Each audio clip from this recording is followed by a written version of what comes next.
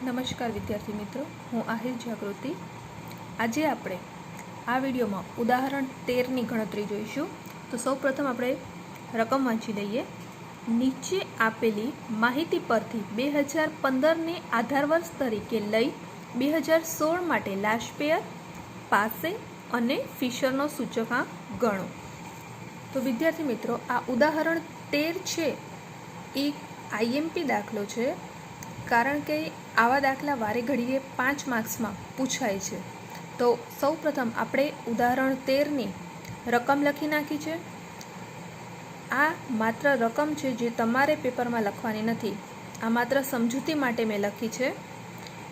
વસ્તુ એથી કરી અને એફ સુધી આપેલી છે, એકમ આપેલા છે, ભાવ વર્ષ 2015ના અને વર્ષ 2016ના ભાવ આપેલા છે, જથ્થો વર્ષ 2015 અને 2016ના જથ્થા આપેલા છે। તો સૌ પ્રથમ આ એકમ આપેલા છે એ ખૂબ જ મહત્ત્વના છે। એકમ એટલે મેં તમને અગાઉ પણ સમજૂતી આપી હતી। એકમ કિલોગ્રામ, ક્વિન્ટલ, મીટર, લીટર અને ડઝનમાં ગમે તે એકમ આપેલા હોઈ શકે।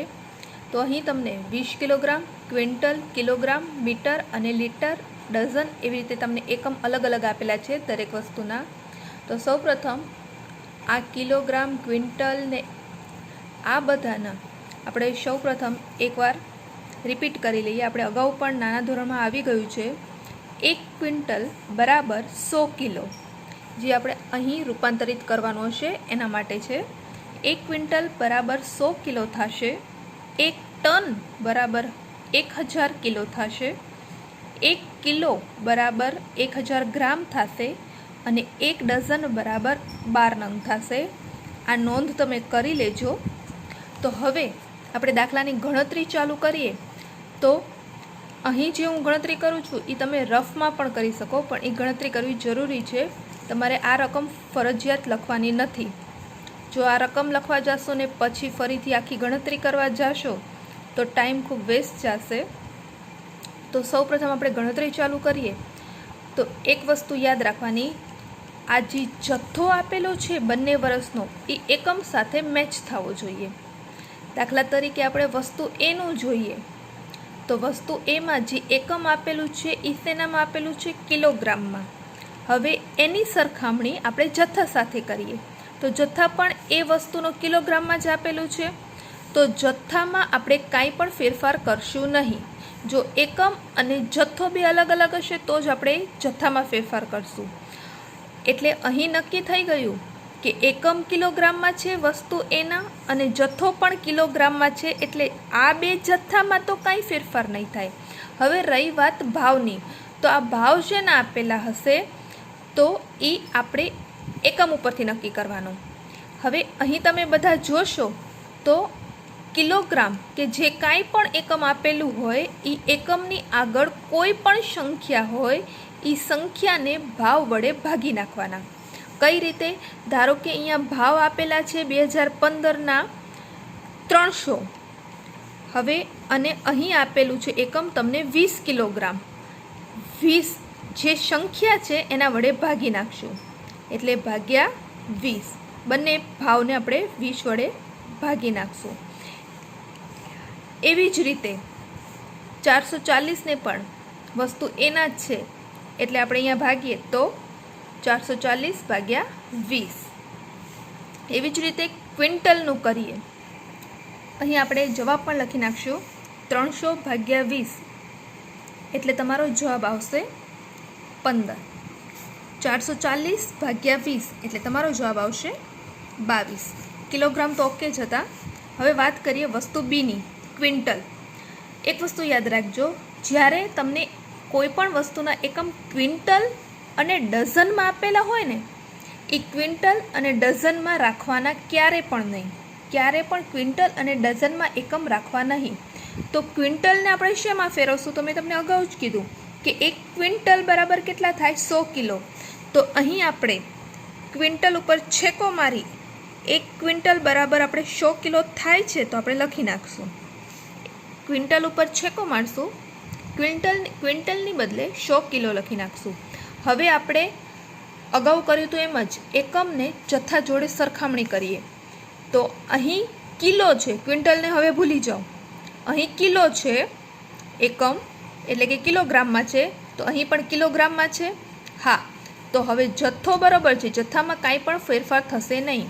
વાત રહી ભાવમાં. તો મેં તમને કીધું હતું કે કાંઈ પણ એકમ આપેલા હોય એની આગળ કોઈ પણ સંખ્યા હોય એ ભાવ વડે ભાગી નાખવાની. અહીંયા 100 કિલો છે તો ભાવ તમને 500 આપેલા છે એને ભાગ્યા 100 અને 700 આપેલા છે એને ભાગ્યા 100. એટલે અહીંયા જવાબ આવશે 7 અને અહીંયા જવાબ આવશે 5. આ ગણતરી તમે નીચે રફમાં પણ કરી શકો છો, કારણ કે તમને ઓમે રકમ લખવાની નથી. હવે વાત કરીએ સી વસ્તુની. તો એની એકમ આપેલું છે તમને કિલોગ્રામમાં, એની આગળ કોઈ પણ સંખ્યા નથી. કિલોગ્રામમાં આપેલું છે તો સૌપ્રથમ જથ્થા સાથે સરખાવીએ. જથ્થો શેનામાં આપેલો છે? ગ્રામમાં, તો એ ન ચાલે. કિલોગ્રામ છે તો અહીં પણ તમને કિલો એકમ અને જથ્થો બંને સેમ એકમમાં હોવો જોઈએ. તો આપણે શું કરશું? અહીં આપણે જોયું હતું 1 કિલો બરાબર કેટલા થશે?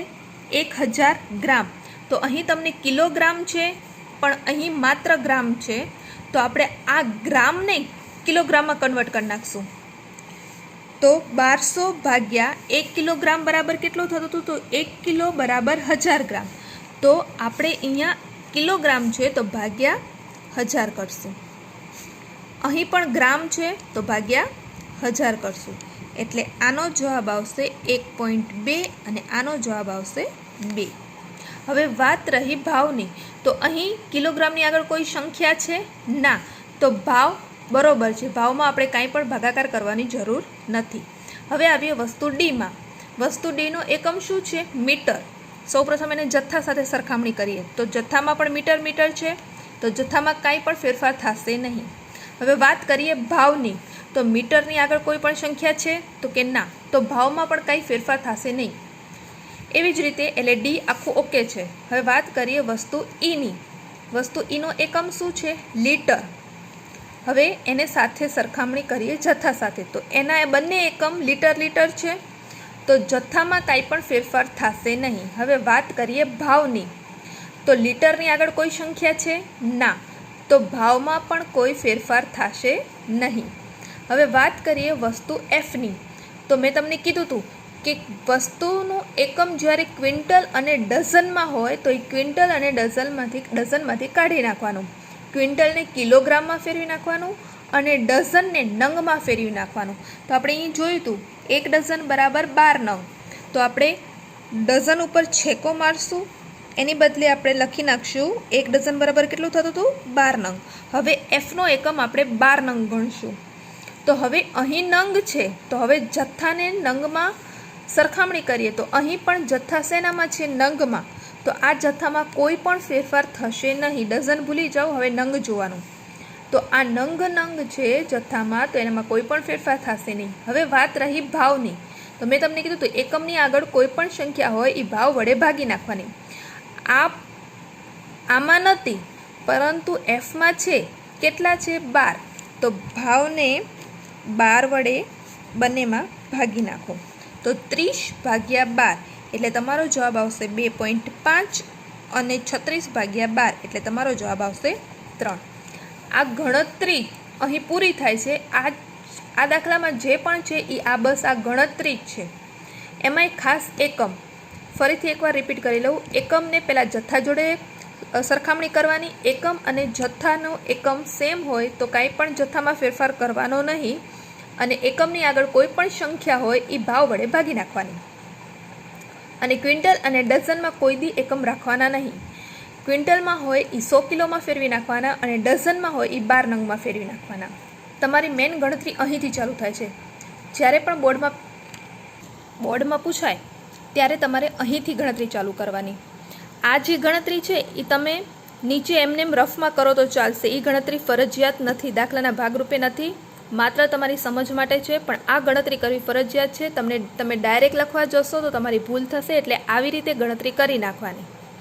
હવે તમારે પેપરમાં જ્યારે દાખલો કરો ત્યારે અહીંથી ચાલુ કરવાનું.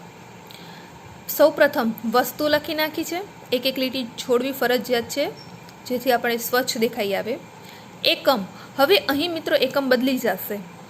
અહીં આપણે જોઈએ જે કિલોગ્રામ હતું એ કિલોગ્રામ જ રહ્યું, જે અહીંયા ક્વિન્ટલ હતું એ આપણે ક્વિન્ટલમાંથી કાઢી બી વસ્તુનું કિગ્રા કર્યું. સી કિલોગ્રામ હતું એ આપણે કિલોગ્રામ જ રાખ્યું. ડી મીટર હતું એ આપણે મીટર જ રાખ્યું. લીટર હતું ઈમાં એ આપણે લીટર જ રાખ્યું. એફ ડઝન હતું એ આપણે નંગમાં નાખ્યું એટલે આપણે અહીંયા નંગ લખશું. પાછું અહીં એક કાંઈ પણ સંખ્યા લખશું નહીં. કિગ્રા તો માત્ર કિગ્રા, મીટર તો માત્ર મીટર, લીટર તો માત્ર લીટર, નંગ તો માત્ર નંગ જ લખશું. અહીં આપણે જોયું બીમાં ક્વિન્ટલ અને એફ ડઝન એટલો જ આપણે ફેરફાર કર્યો છે, બાકી એકમ એમને એમ રહેવા દીધા છે.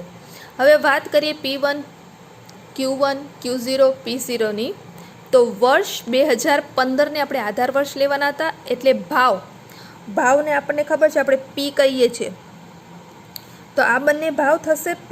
હવે P0 કોણ? તો કે આધાર વર્ષ, તો 2016નો છે એ P1.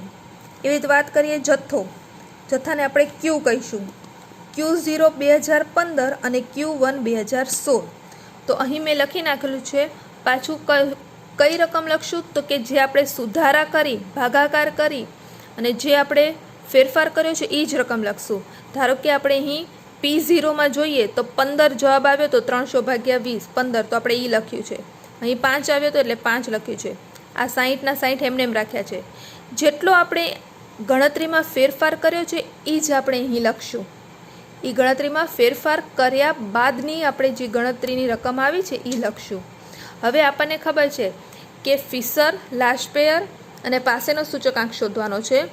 તો આપણને P1 Q0, P0 Q0, P1 Q1, P0 Q1 આ ગણતરી આપણે અગાઉ પણ કરી હતી. હવે ગણતરી એ નહીં જ આવશે, જે હતું એ મેન આ ગણતરી હતી. સૌપ્રથમ P1 અને Q0 એટલે કે P1 અને Q0 એટલે આ બંને લાઇનની ગણતરી થશે.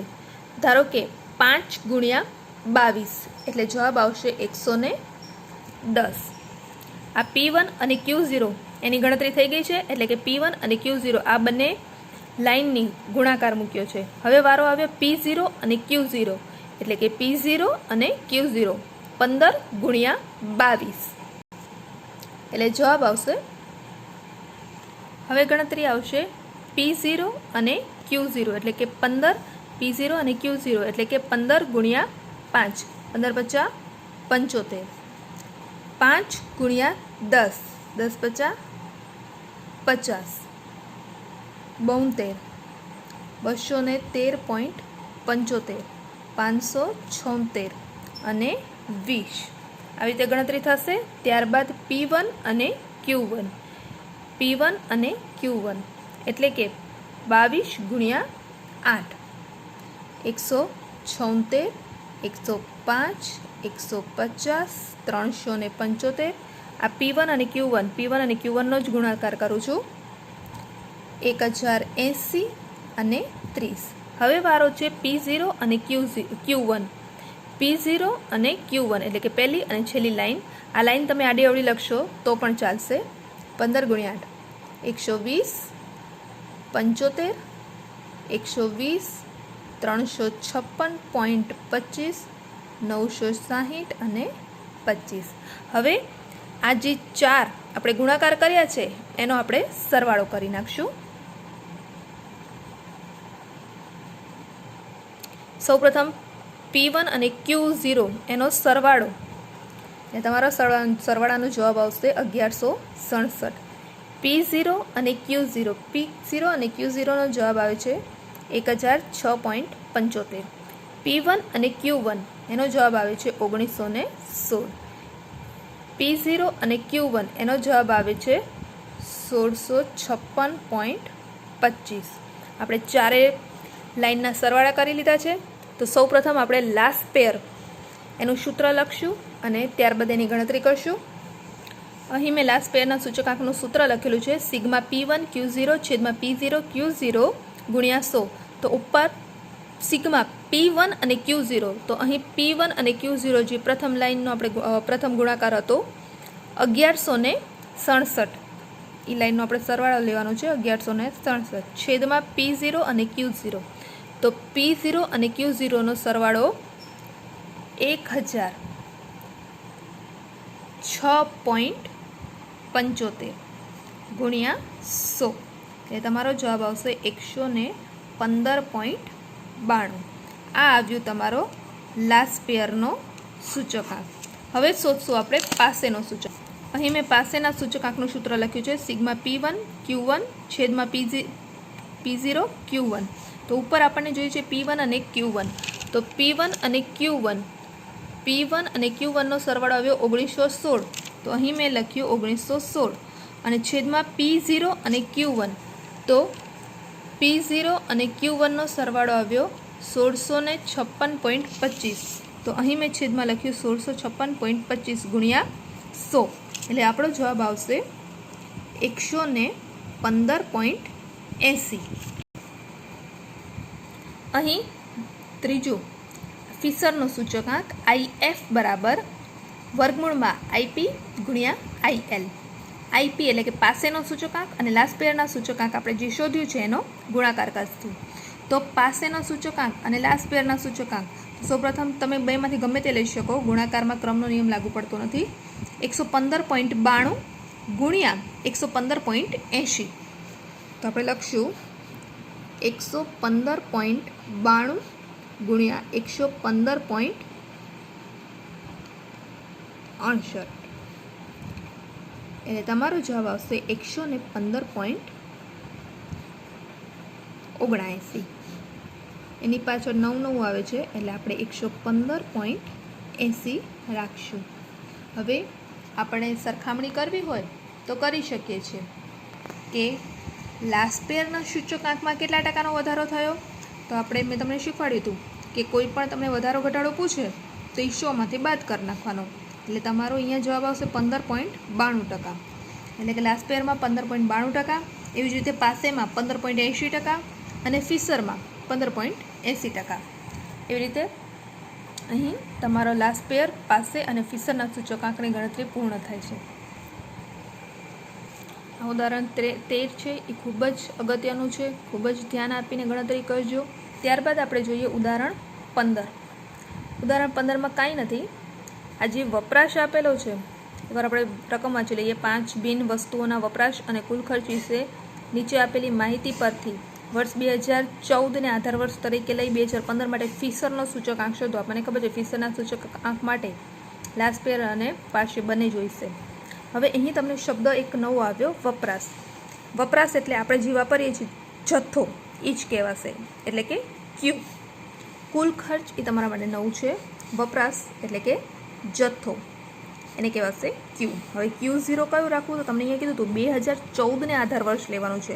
2014 છે, 2014નો જથ્થો Q0 થશે અને 2015નો છે એ Q1 થશે. કુલ ખર્ચ છે, આપણને અહીંયા કુલ ખર્ચ ન જોઈએ, આપણને અહીંયા ભાવ જોઈએ આપણા રકમ મુજબ P1 અને P0માં, પણ અહીંયા આપેલું છે કુલ ખર્ચ. તો આ કુલ ખર્ચને ભાવમાં રૂપાંતર કરશું.